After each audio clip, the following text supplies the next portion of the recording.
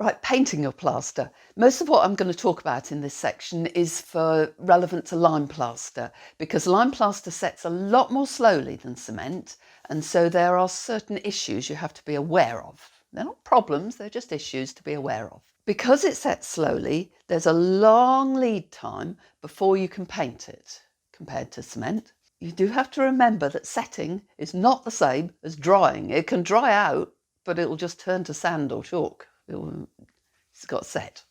Lime wash is a mixture of lime putty and water and pigment. It's really good to use on lime plaster because it's basically the same material. It bonds chemically and physically to the plaster, and so it doesn't flake like modern paints, as long as it's put on correctly. It has the big bonus that as soon as your plaster is fingernail set, so you can't stick a fingernail into it, which might be about a week, you can lime wash it. Now, lime washing technique it's not rocket science, but it's not trivial. You do need to learn how to do it.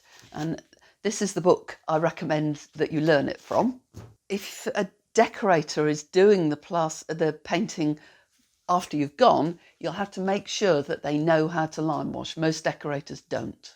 Lime washing in general, you can learn from the book. Lime washing parget in particular, when you're costing your time, you have to remember it's a bit fiddly. You'll be using a small brush to go in and out lots of little holes, especially on the first 1 and 2 coats. And you'll need 4 coats externally. So the first 2 are fiddly, the second 2 are easier.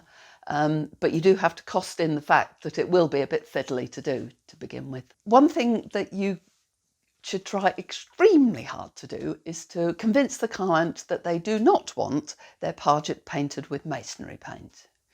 Masonry paint is a sort of a complete surface, and it won't let moisture and air in. The moment you paint your lime plaster, your parget, with masonry paint, it will stop setting. It will not set anymore.